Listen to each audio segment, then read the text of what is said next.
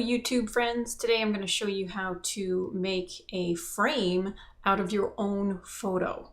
It's kind of a neat trick, and I'm starting here in Photoshop. This is not something that can be done in Lightroom because it doesn't have layers, but you can do something like this in any layered program like Luminar or On1 or something like that. Okay, so I'm going to add a new layer by clicking this button, and I'm going to come up to Edit, and I'm going to fill it with 50% gray. You can use white or black.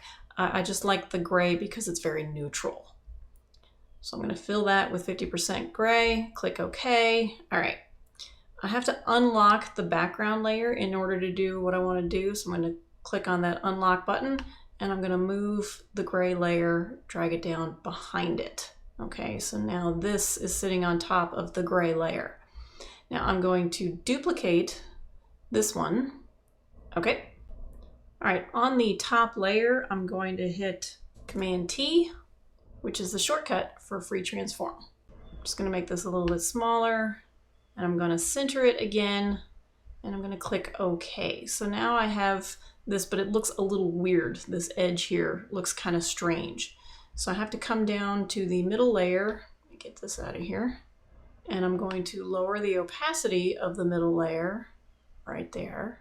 And you can do it as much or as little as you like. I find that 50% looks pretty good. I'm going to come back to the top layer, go to the effects, and I might give it, you can do whatever you want here. I'm going to give it an outer glow, and I'm going to give it a drop shadow. And I'm going to move the shadow to the bottom right, just because I feel like it. And there you go. If you want to make any changes, I think that drop shadow goes a little bit too far. I want to bring it in a little bit. There we go. I think it was just covering up a little bit too much of the background. I want it to be there to create some separation, but I don't want it to cover up the background. So there you go. I'm going to turn that layer off. You can see that gray.